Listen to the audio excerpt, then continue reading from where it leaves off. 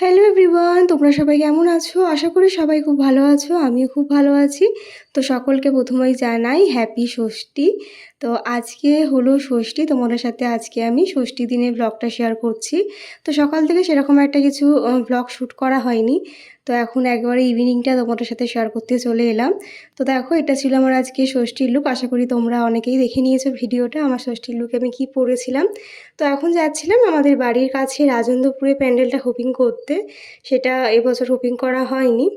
আর ওই প্যান্ডেলটা না এবারে খুব সুন্দর হয়েছে শুনেছি, সবার মুখেই শুনেছি, তবে আমরা যাইনি। তো আমরা কিন্তু আজকে যাচ্ছি, যেহেতু ষষ্ঠী তাই কিন্তু আজকে আমরা একটু সিম্পলের মধ্যে সাজুগুজু করেছিলাম। দেখবে ষষ্ঠীর দিনে কিন্তু সবাই একটু সিম্পল লুক ক্রিয়েট করে।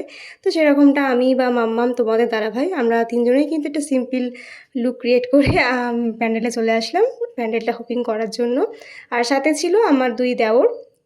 তো দেখো, আমরা হাঁটতে হাঁটতে চলে যাচ্ছি এখন প্যান্ডেলের ভেতর দিকে। তো দেখো, এখান থেকেই প্যান্ডেলটা দেখতে কি সুন্দর লাগছে, না জানি ভেতরটা আরও কত সুন্দর হবে। তো যেহেতু আজকে ষষ্ঠী, তার জন্য কিন্তু ভিড়টাও একটু কম ছিল, তাই বলে একেবারে কম বলা যায় না, ভিড় কিন্তু ভালোই ছিল। তো চলো তোমাদেরকেও আমাদের রাজেন্দ্রপুরের প্যান্ডেলটা একটু দেখিয়ে আনি, কত সুন্দর প্যান্ডেল হয়েছে আমাদের এখানে। এখানে কিন্তু প্রতিবারই থিমের পুজো হয়, খুব সুন্দর একটা থিম করে ওরা। তো এবারেও দেখো খুব সুন্দর একটা থিম করেছিল। তো এইটা হচ্ছে গেট। তো গেটটায় কিন্তু 4টে গেট করেছিল ঢোকার জন্য, তার জন্য কিন্তু এবারে সেরকম একটা গ্যাদারিং হচ্ছিল না, যেটা আগের বারে খুব ভিড় হয়েছিল। তো বলতে বলতে কিন্তু আমরা এখন ঢুকে পড়লাম এর ভেতরে।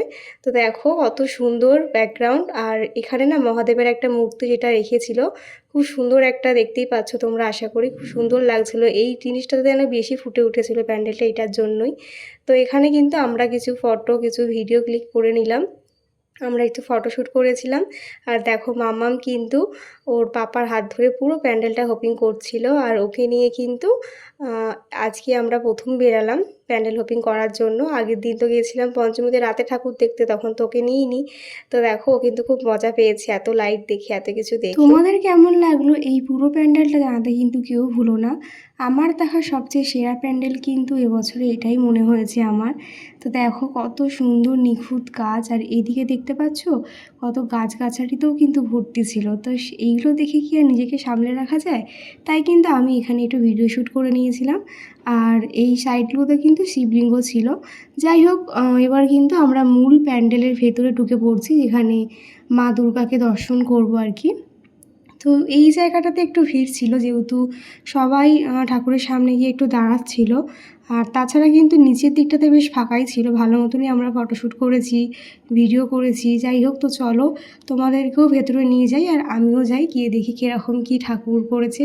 আর প্রতিবার কিন্তু এখানে প্যান্ডেল যেমনই হোক না কেন, ঠাকুরটা কিন্তু খুব সুন্দর করে। আমার কিন্তু এখানে ঠাকুরটা খুব ভালো লাগে, বি মুখার্জির ঠাকুর। তো দেখো, এখানে ঢুকতেই কিন্তু এই দারোয়ানগুলো ছিল। তো যেহেতু প্রচুর ভিড় ছিল বলে সেরকম ভালো করে আর ভিডিওটা শ্যুট করতে পারিনি। তো দেখতে পাচ্ছ সবার মাথায় দেখা যাচ্ছে, এতটাই ভিড় ছিল এর ভেতরটায় যে কী বলবো, আর প্রচণ্ড গরমও ছিল। তো ওই দেখো মা দুর্গার প্রতিমা কত সুন্দর। আর বি মুখার্জির ঠাকুর কিন্তু খুব সুন্দরই হয়, আমাদের পাড়ার ঠাকুরটাও কিন্তু বি মুখার্জি। তো তোমাদের সাথে আমি অষ্টমীর ব্লগে আমাদের পাড়ার ঠাকুরটা শেয়ার করব, সেটাও কিন্তু খুব সুন্দর হয়েছে। যাই হোক, দেখতেই পেলে ঠাকুর দর্শন করে কিন্তু এবারে আমরা একটু ফটোগ্রাফি করে নিলাম, তারপরে কিন্তু চলে যাব বাইরে, কারণ এখানে প্রচণ্ড গরম। এই গরমের মধ্যে থাকলে কিন্তু মাম্মাম কান্নাকাটি শুরু করে দেবে, আর আজকে কিন্তু প্রচুর গরমও ছিল। যাই হোক, তারপরে কিন্তু এখানে একটু ছোট করে ছোটো ঠিক বলা যায় না, বড়ই মেলা বসে। তো মামাম কিন্তু এই সব টয়েসগুলো দেখে নিজেকে আর সামনে রাখতে পারলো না, একটা কিন্তু পুতুল এখান থেকে তুলেই নিয়েছে। তো মেয়ে যেহেতু নিয়েছে, বাবা কি আর কিনে না দিয়ে থাকতে পারে। তো দেখো, মামাম কিন্তু নিয়ে একে আদর করা শুরু হয়ে গেছে। তো বাড়ি গিয়ে কিন্তু এটা নিয়ে হয়তো একদিন খেলবে, তারপরে কিন্তু দুদিনের দিন একে আর ছুঁয়েও দেখবে না। বাচ্চাদের কিন্তু এরকমই করে। যাই হোক, এরপরে কিন্তু চলে আসলাম আলু কাবলি মাখা খেতে, এটা দেখে নিজেকে সামনে রাখতে পারলাম না। আর প্রতিদিন তো রোল, চাউমিন এসব খাওয়াই হয়, তাই কিন্তু আজকে আমরা একটু আলু কাবলি খেতে চলে আসলাম। আর দেখো, আলু কাবলিটা কি দারুণ করে বানিয়েছিল, আমি বলেছিলাম একটু বেশি টক দিয়ে বানাতে। আর আমার না বেশি টক দিয়ে আলু কাবলি খেতে ভীষণ ভালো লাগে। তো তোমরা কারা কারা আলু কাবলি খেতে পছন্দ করো অবশ্যই জানিও। যাই হোক, তারপরে বাড়ি ফেরার পথে নিয়ে আসা হয়েছিল ফ্রায়েড রাইস আর চিলি চিকেন।